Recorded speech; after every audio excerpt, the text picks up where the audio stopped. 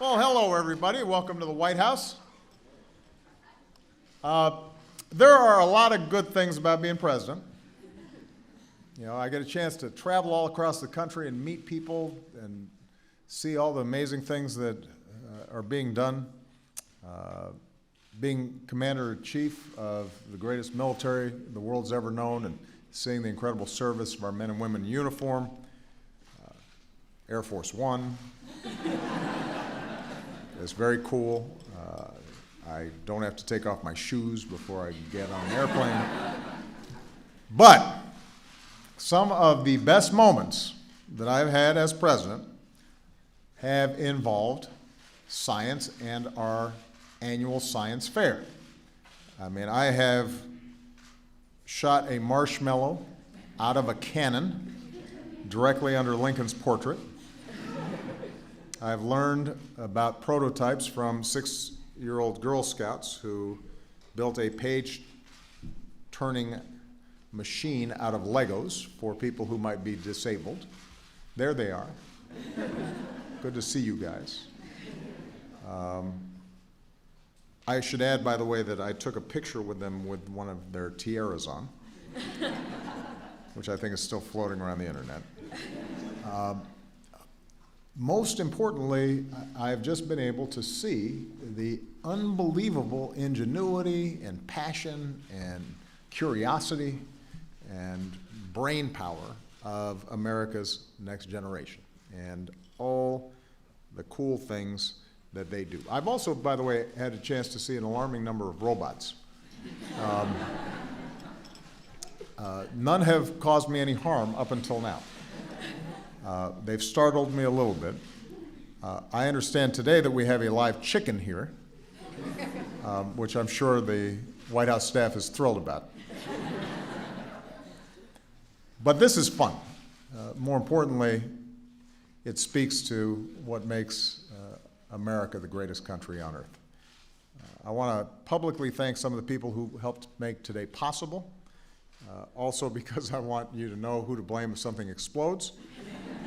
We've got some members of Congress in the House who've been highly supportive of all our science and basic research efforts. We've got my science advisor, John Holdren, who is here. Give John a big round of applause. We've got my Chief Technology Officer, Megan Smith, in the House.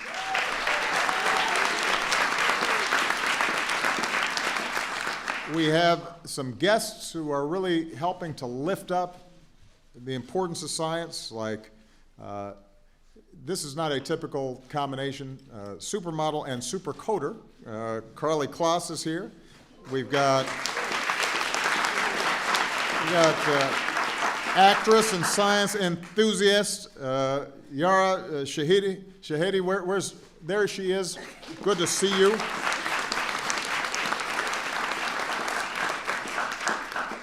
We've got XKCD comic creator Randall Monroe is here. Give him a big round of applause.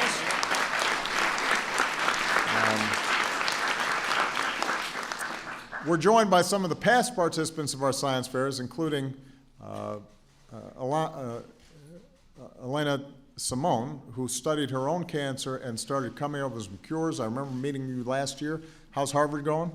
So far, so good. She was a senior last year, just started.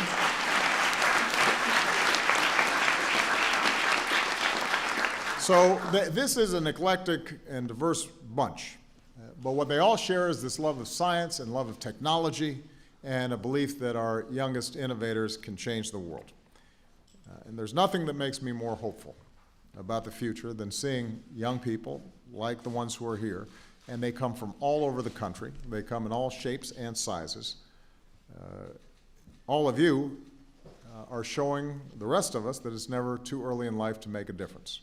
You teach us about the power of reason and logic and trying things and figuring out whether they work, and if they don't, learning from that and trying something new. And you remind us that together, through science, we can tackle some of the biggest challenges that we face. Whether you're fighting cancer or combating climate change, feeding the world, writing code that leads to social change, you are sharing in this essential spirit of discovery that America's built on. John Holdren helpfully reminded me that today happens to be the 273rd birthday of Thomas Jefferson. And Thomas Jefferson was obviously a pretty good writer. The Declaration of Independence turned out pretty well. He was a great political thinker and a great president, but he was also a scientist. And that was true of most of our founders. They were children of the Enlightenment. They had come of age when all the old dogmas were being challenged, and they had this incredible faith, this belief in the human mind and our ability to figure stuff out. And whether it is Benjamin Franklin or Thomas Jefferson or all the others who were involved in the founding of our country, one of the essential elements that is embedded in our Constitution and the design of this democracy is this belief that the power of the human brain, when applied to the world around us, can do amazing, remarkable things. And it also requires, as we're seeing from these outstanding teams, not just constant inquiry, but also strong teamwork and dogged perseverance.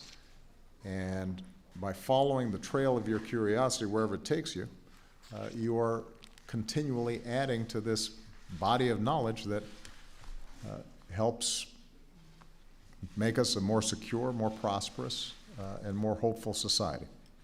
Science has always been the hallmark of American progress. It's the key to our economic success. I can't think of a more exciting time for American science than right now, because we are busy reigniting that spirit of innovation to meet so many challenges. Just to give you a couple examples, we're on the cusp of a new era of medicine that accounts for people's individual genes. And I've been doing a lot of work with Francis Collins, the head of NIH, around how we take the human genome that we've mapped, in part thanks to the good work of Francis and others, so that we are able to not just cure diseases generally, but figure out what exactly do you in your particular body need in order to keep it running well. We're harnessing technology to develop cleaner sources of energy and save our planet in the process. We're unraveling the mysteries of the human brain, unlocking secrets of the universe. In fact, just last month, Commander Scott Kelly returned from an almost year-long stay on the International Space Station. Some of you may have read about that. He conducted countless experiments, and he also served as an experiment himself. His identical twin brother, Mark, who is an astronaut as well, Mark stayed home during this entire time that Scott was up in the air, and that meant that NASA could study the two of them side by side to gain insights into how long-term occupation in space changes your body and your operating systems. It turned out initially it makes you 2 inches taller. But I saw Mark just 2 weekends ago. Apparently you shrink back really quickly. It makes your head bigger too, but I don't know how big. America's also got a selfie-taking rover that's Instagramming from Mars. The International Space Station just got its first inflatable habitat for astronauts. SpaceX, and on the commercial private venture side of space, just landed a returning rocket on a drone ship in the middle of the ocean. And that's opening up the possibility of reusing our rockets instead of just throwing them away once they've launched. So the progress we're seeing across the board is extraordinary, and it's just the beginning. The rest is going to be up to you, the next generation. Somewhere in your generation, maybe in this room, are pioneers who are going to be the first to set their foot on Mars. The first humans, anyway. I don't know about other life forms. And I know what you're capable of because I just had a chance to see some of the exhibits, and we had some of the press pool follow. If you were not blown away from some of the young people that we just had a chance to meet, then you had too big of a lunch and you were falling asleep, because if you were paying attention, it was unbelievable. We've got Maya Varma, who's a senior from San Jose, California. Where's Maya? Yay, there's Maya. Maya's using a low-cost microcontroller, software freely available on the internet, and a smartphone, and she designed a tool that allows people with asthma and other lung diseases to diagnose and monitor their own symptoms. So her goal was to use smartphone technology to make diagnostic tests for all kinds of diseases a lot cheaper. My aspiration is not only to create the next big thing in my field one day, Maya says, but also to make it accessible to more than a privileged few in the world. So give Maya a big round of applause.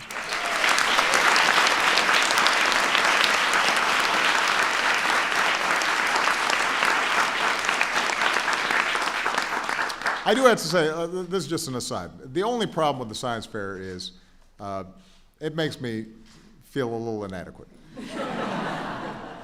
Because I think back to my high school, and first of all, I didn't have a field.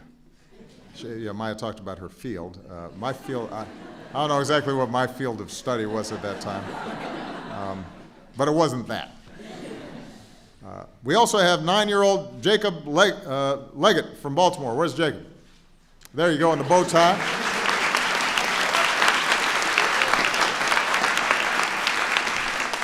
So Jacob loved programming ever since the age of 2, when he nearly wiped clean his grandma's computer, which I'm sure she was thrilled with, but don't worry, Jacob fixed it.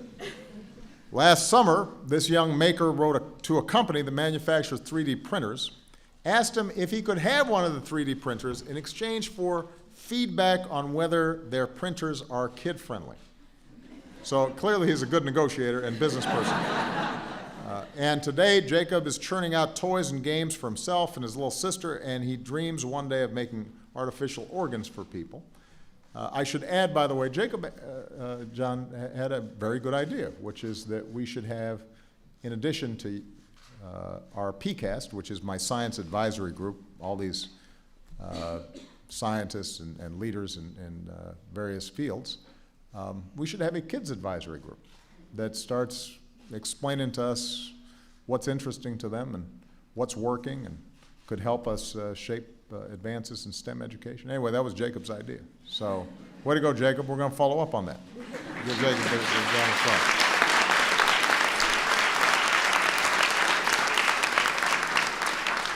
We have 16-year-old Anirudh Ganeshan. Where's Anirudh? There he is, right there. So, when Anirudh was little, his grandparents walked him 10 miles to a remote clinic in his native India for vaccinations, only to find out that the vaccines had spoiled in the heat.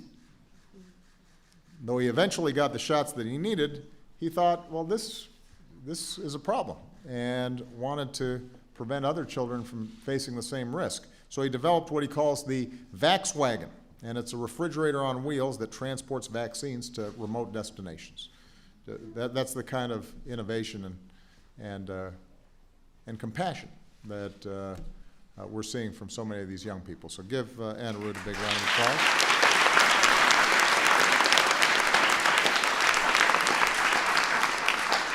And we have Olivia Hennessy, a high school senior from Greenwich, Connecticut. Where is Olivia? There she is. Hi, Olivia. And now, think about this. So Olivia swept the Google Science Fair. She read about the Ebola epidemic in the news. She decides, I want to make a faster, less expensive test for the disease. As opposed to a lot of adults who were just thinking, how do I avoid getting Ebola? She decides, well, I'm going to fix this. So she wants a faster, less expensive test. An old test cost $1,000, took up to 12 hours to conduct. Using silk as a base instead, Olivia made the test cost $5 without requiring refrigeration, with results that are available in under 30 minutes. How about, what were you doing in high school? Give Olivia a big round of applause. So,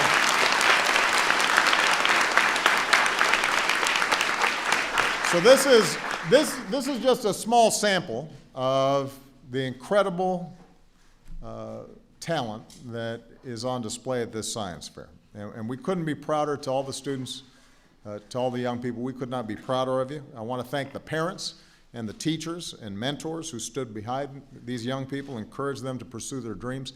I asked all the young people who I had a chance to meet, how did you get interested in this? And there were a couple whose parents were in the sciences, but for the majority of them, there was a teacher, a mentor, a program, something that just got them hooked. And it's a reminder that science is not something that is out of reach. It's not just for the few, it's for the many, as long as it's something that we're weaving into our curriculum and it's something that we're valuing as a society. And so I hope that every company and every college and every community and every parent and every teacher joins us in encouraging this next generation of students to actively engage and pursue science and push the boundaries of what's possible. We've got to give all of our young people the tools that they need to explore and discover and to dig their hands in stuff and experiment and invent and uncover something new and try things and see hypotheses or experiments fail and then learn how to extract some knowledge from things that didn't work as well as things that worked. That's another theme that came out of a lot of the conversations I had with young people. And that's why we're building on our efforts to bring hands-on computer science learning, for example, to all students. As I've said before, in the new economy, computer science isn't optional, it's a basic skill along with the 3 R's. So we're issuing new guidance to school districts for how they can better support computer science education. Oracle will invest in getting 125,000 more students into computer science classes. Give Oracle a big round of applause for that. We appreciate that.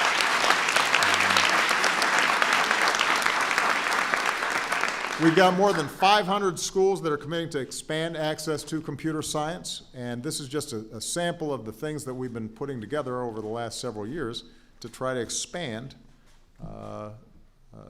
opportunity for the kind of brilliant work that's being done by these students. And we're seeing entire states take action. For example, last month, Rhode Island got on a path to bring computer science to every school within 2 years. So we're going to build on this progress. We want to make sure every single one of our students, no matter where they're from, what income their parents bring in, regardless of their backgrounds, we want to make sure that they've got access to hands-on science, technology, engineering, and math education that's going to set them up for success and keep our nation competitive in the 21st century. That includes, by the way, working through some of the structural biases that exist in science. A lot of them are unconscious, but the fact is that we've got to get more of our young women and minorities into science and technology, engineering and math, and computer science. I've been really pleased to see the number of young women who've gotten more and more involved in our science fairs over the course of these last several years. And as I said to a group that I had a chance to meet with outside, we're not going to succeed if we got half the team on the bench, especially when it's the smarter half of the team. Our diversity is a strength, and we've got to leverage all of our talent in order to make ourselves as creative and solve as many problems as we can. And one of the things I find so inspiring about these young thinkers and makers is that they look at all these seemingly intractable problems as something that we can solve. There's a confidence when you are pursuing science. They don't consider age a barrier. They don't think, well, that's just the way things are. They're not afraid to try things and ask tough questions. And above all, what we've seen today is that they feel an obligation to use their gifts to do something not just for themselves, but for other people as well. Olivia said after she was working on this Ebola diagnostic tool, "My generation's been raised with an awareness that we're part of a global community. It's everybody's responsibility to take a proactive approach and think of solutions." She is right. I want you to call up Congress and tell them your thinking on that. That was just a joke. Maybe not. But it's all up to us to work together with our youngest talent leading the way. You know, a century ago, Albert Einstein predicted the existence of gravitational waves. This year, a team of scientists finally proved him right. This was very cool, by the way. I don't know if those of you guys who had a chance to read about this. The way they measured it was the building got a little longer. The building from which they were measuring this gravitational wave grew like a little bit. And then it kind of shrank back, which is really weird and really interesting. And that's the thing about science. You don't always cross the finish line yourself. You may have a hypothesis, a theory, and then people build off of it. And it's like you're running a race and you're passing a baton. Everything that we're working with today is based on some young person like you 10 years ago, 50 years ago, 100 or 300 years ago, who were asking themselves the same question. And while even Einstein didn't see all the fruits of his labor, because he went as far as his curiosity and hard work would take him, generations of scientists continue to build on his progress. So that's what we're going to need from all of you. We are counting on all of you to help build a brighter future and for you to use your talents to help your communities and your country and the world. We will be with you every step of the way, and I will be keenly following your progress so that when you invent some cancer cure or find some new source of cheap, clean energy, I will take some of the credit. I'll say, if it hadn't been for the White House Science Fair, who knows what might have happened. Even though it won't really be my credit to take. So I'm just teasing, guys. Thank you very much, everybody. Proud of you. Good job.